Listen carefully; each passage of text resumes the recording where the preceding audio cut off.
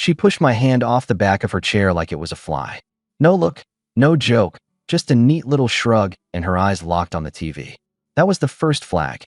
Megan always leaned into me on the couch. That night she sat forward, ankles crossed, arms folded, like a guest keeping her coat on. "You good?" I asked, halfway between the fridge and the sink. "Fine," she tossed, not turning. If I'd known where it was headed, I would have skipped the small talk and started with rules. I stood there with a beer I didn't really want and watched her pretend to watch a cooking show she never cared about. 10 minutes, 20. She laughed at a segment she didn't hear. When the credits rolled, she reached for her phone like it owed her money. "Work blow-ups." I tried again. "It's just a week," she said, patting the air. "Don't read into everything." "That's rich," I replied. "I read what's handed to me." She blinked at the screen. "Jake, I'm tired." "Of me or of today?" The question hung. She didn't answer. She clicked the remote and went to bed early without a word. That had never happened in our house. We'd been introduced by her sister Lauren 3 summers ago at a barbecue, and the three of us had been easy ever since. Normal is boring until it disappears. I lay awake staring at the ceiling fan, counting the gaps. I don't chase approval, but I do track respect like a hawk. And there was a draft in that room I couldn't ignore. In the morning I made coffee and a simple breakfast. Megan took the mug, looked through me, and left the food untouched. She kissed the air near my cheek. "I have an early meeting. Don't wait up if I run late," she said, collecting her bag. "How late?" "Depends," she shrugged, already walking. I let the door close. Then I took out a notepad and wrote one line. Something changed. Next to it I put a box. I don't do diaries. I do checklists. At lunch I called Lauren. She works in HR for a mid-sized logistics company on the east side. She's direct, faster than me, and the person who talked me into meeting Megan when I thought I was too busy for it. "You never call me from work," Lauren answered. "Either you nailed a promotion or you broke something." "I didn't break anything. I think something's off at home." "How off?" she said, voice dropping. "Quiet, cold, minimization. It's like I'm in the room and not in the room." She said, "Anything specific?" "It's just a week. Don't read into it." That's all I got. Lauren exhaled into the phone. Could be stress. Could be someone in her ear. Could be a phase. She chose, careful. "You don't buy that last one any more than I do." "Correct." "Okay. Practical stuff. Create space for her to talk, but don't beg. One ask. If she dodges, you set a line. You're good at lines." "I'll try tonight. You ever need to talk it out in person? You know I've got food and a porch," she added. "You always do," I said. When Megan came home, she was bright. Too bright for a day she claimed was heavy. "Hey," she set a bakery box on the counter like a peace offering. "I grabbed your favorite." "You don't know my favorite," I said, opening it. It was close, but not it. "Then tonight you teach me." She kissed my jaw like she remembered the map. "I've been snappy." "Sorry." "Snappy is a dog." "You've been distant," I replied, soft. She rolled her lips. "I know. Work." And my mom called with her usual list. I shut down sometimes. "Don't take it personally." "I don't take it personally. I take it seriously," I answered, sliding her a plate. "I want a real check-in tonight. 30 minutes. Phone's away." She glanced at the clock. "Maybe tomorrow?" I promised Janet I'd stop by her place. "She's moving." 30 minutes now, I held calm. "We can schedule Janet after." She picked up the fork, set it down. "Jake." "You want my time?" I said. "We use it like adults. I need to know if I'm planning with you or around you." "Okay," she agreed, reluctant. We sat. I asked simple questions. "How's your head? What's changed? What do you need from me?" She answered like she was paying a ticket. Minimal words, no story, a faint smile to keep the meter made friendly. When I pressed once, she glanced at her phone. "Janet really is expecting me," she said, standing. "You could have told me that before we sat down," I replied, pushing back my chair. "I told you yesterday," she tossed. "No, you told me don't read into everything." "Different sentence," I said. She took her bag. "I'll be back late." I held the door open for her, a little formality to mark the line. "Text me when you get there." She gave me a look. "Since when are you a hall monitor?" "Since the house got quiet," I said. She left. I closed the door and checked the box on my notepad. Something changed. Now I wrote a second line. Set new rules. Under it, One talk, then boundaries. The next week was a slow bleed. She came home later. She was quicker with jokes that had me as the punchline. Little public ones, too. At my friend Matt's birthday at the bowling alley, she waved off my spare and told the group, "He's good at straight lines. Curves confuse him." People chuckled. I smiled, not amused. On the drive home, she scrolled her phone. "Fun night," I said, easier than I felt. "Yeah," she murmured.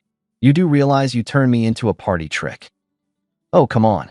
It was a joke," she flicked her wrist. "The sad kind," I said. "That won't happen again." "Are you serious right now?" she scoffed. "Very. If we go to events together, we don't undercut each other. I'm cutting group nights for a while. You can go. I'll be on my own program," I said, steady. "You're punishing me," she shot back. "I'm protecting my time," I answered. "If you want us, you know where I sit."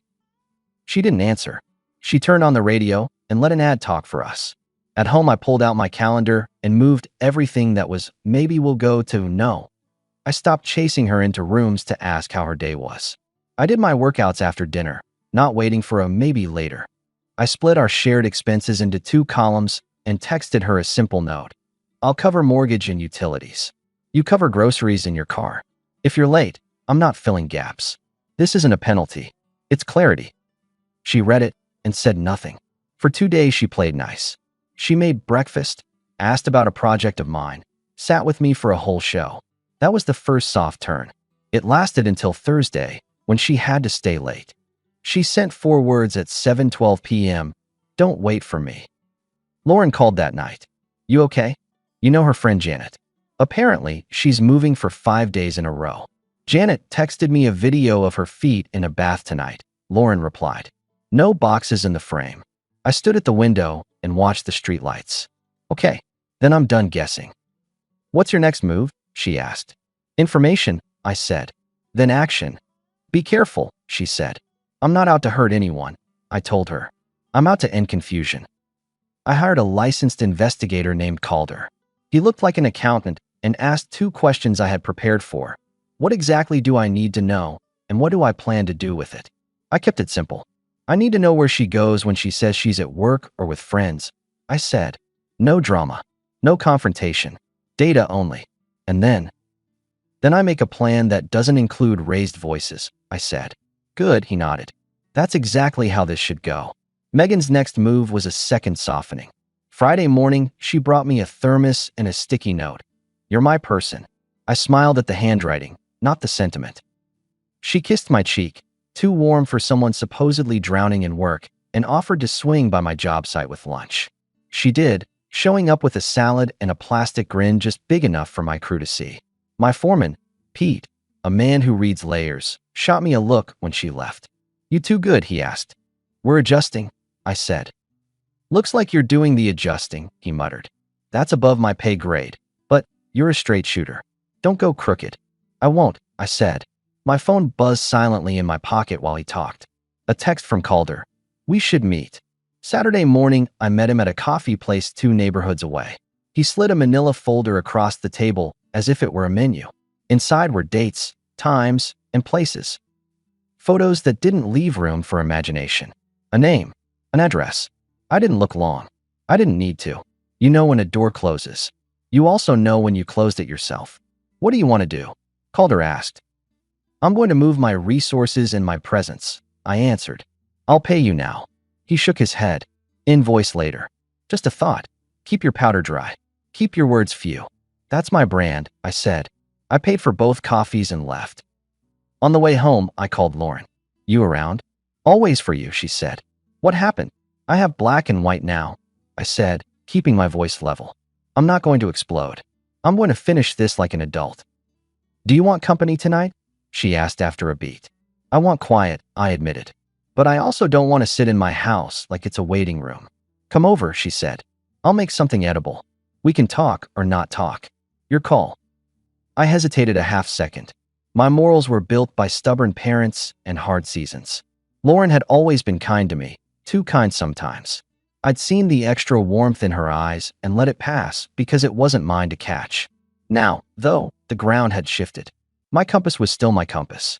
But I wasn't going to pretend I didn't see the road I was on. "Okay," I said.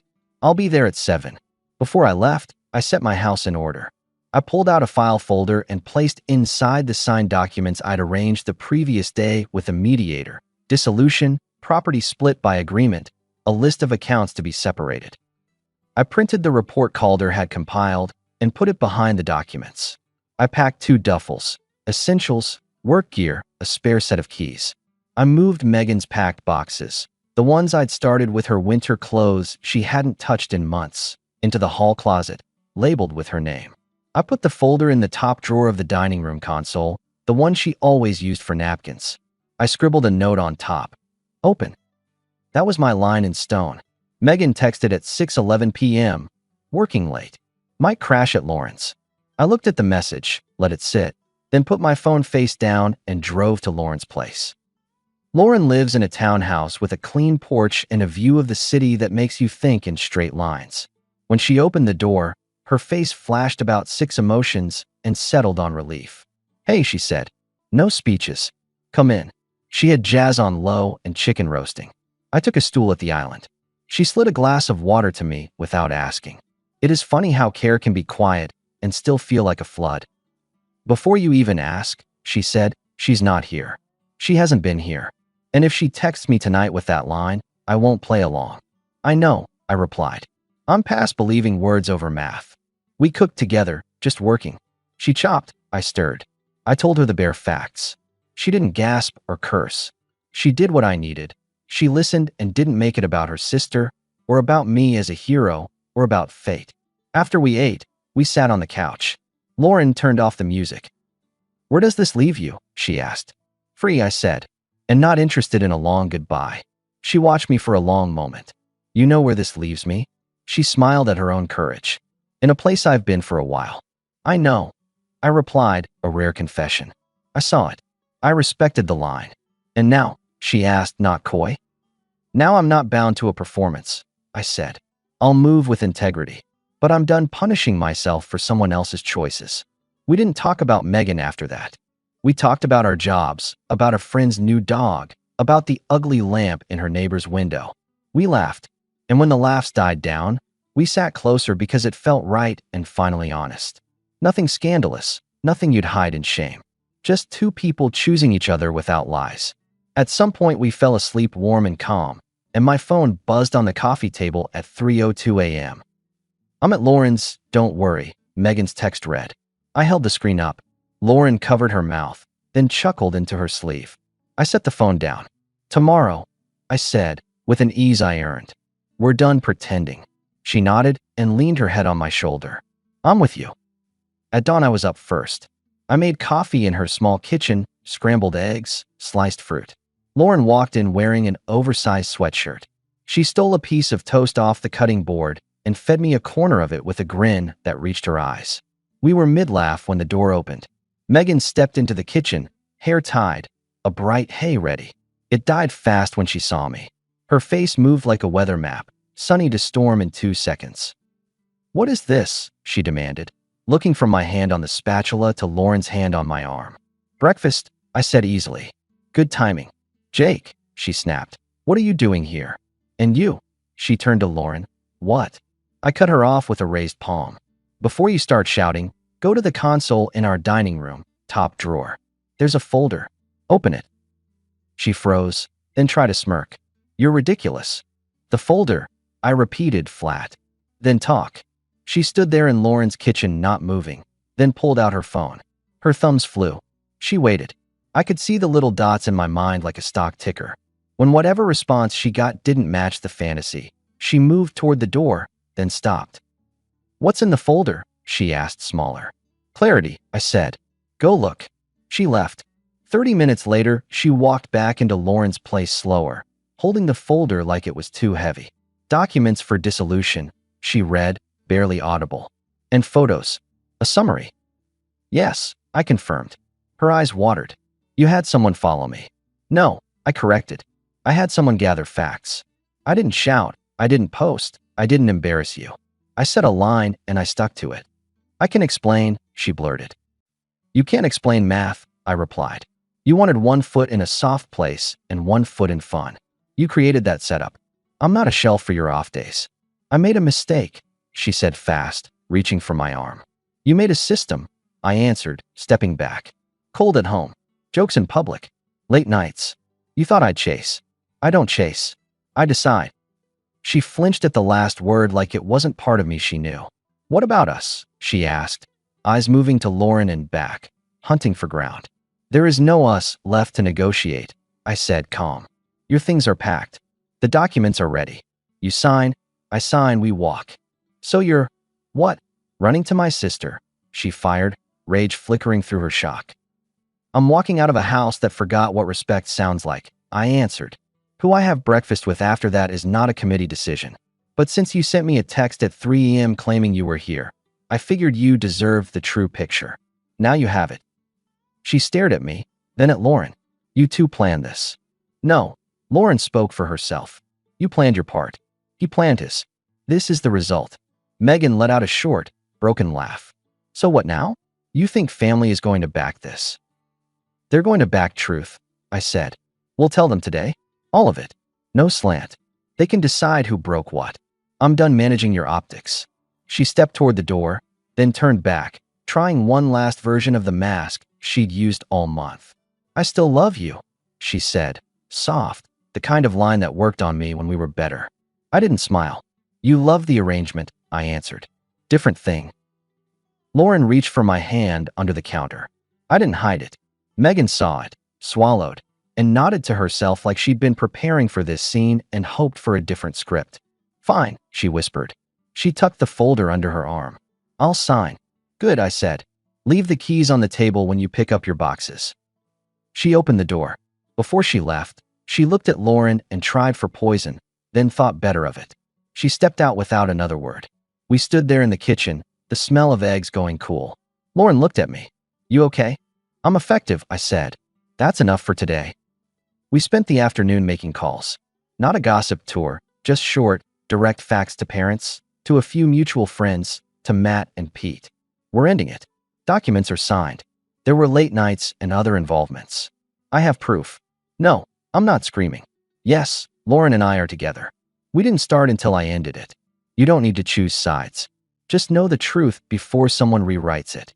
Most of the responses were some version of quiet respect. My father said, proud of how you handled it.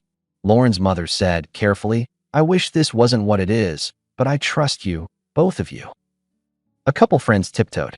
A cousin tried a joke. I didn't engage. The point wasn't applause. The point was closing the door with the latch facing my way. Megan didn't fight. She signed. She collected her boxes while I was at work. She left the keys like I asked. And then she went quiet, which was the loudest thing she'd done in weeks. The next months were clean. I moved my office into what used to be the guest room and turned the primary bedroom into a place I actually liked. I swapped the worn couch for something that didn't sag under expectations. I adjusted my schedule, picked up an extra contract I'd been considering, and stopped sharing calendars with anyone who treated my time as background music. Lauren and I didn't sneak. We didn't post. We just dated like adults who could look each other in the eye. We had our first real night out at a small Italian place on a Tuesday. The owner knew Lauren from the neighborhood and brought us extra bread like we were old friends. Midway through, our waiter cocked his head, recognizing me from the hardware store I sometimes source from. Hey, you're the guy who built that custom bench for the school, right? He asked. That's me, I nodded. He glanced at Lauren and smiled. She picked a good one. She did, I said, not looking away from her. We built a rhythm. Saturdays we hit farmers markets. Sundays we did projects around the house. She's good with a drill and better with a budget. We were a team without the static. Nobody proved anything to anyone. And when hard days hit, as they do, we sat. We named what was off. We fixed it or we let it go. The conversations were crisp and short, not because we were cold, but because we were clear. Once, months later, Megan texted Lauren a photo of a coffee cup and a bench by a river with the caption, "Hope you're well." No question mark. Just a broadcast. Lauren showed me. What do you want to do with that? She asked. Nothing, I said. Not our business. And we got back to our own view, which was a backyard with plants that finally lived and a grill I wasn't keeping warm for anyone else. People ask me sometimes, men at work, cousins at dinners, how I knew when to stop trying. It's simple. There are seasons to push and seasons to walk.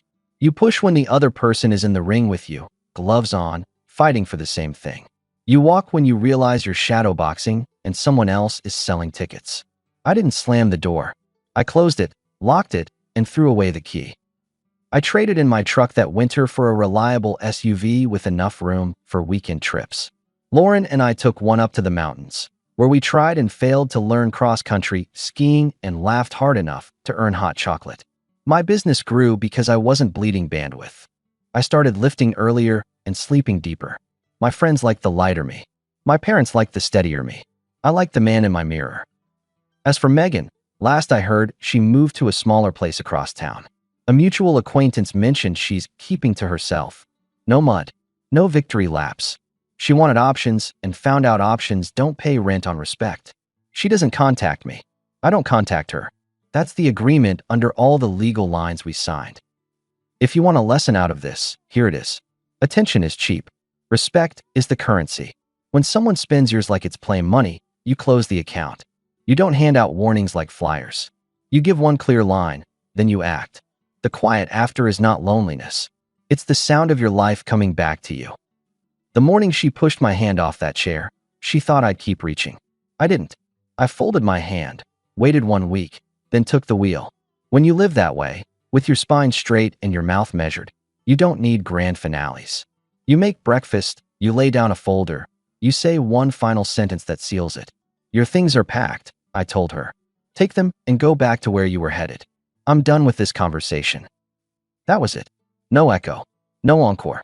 And now I'm here, with a woman who stands next to me because she wants to, not because it's convenient.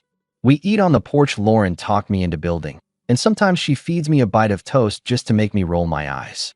Life is not fireworks. It's a clean kitchen after breakfast and a plan that survives the week. I don't need romance novels. I need respect, and I have it.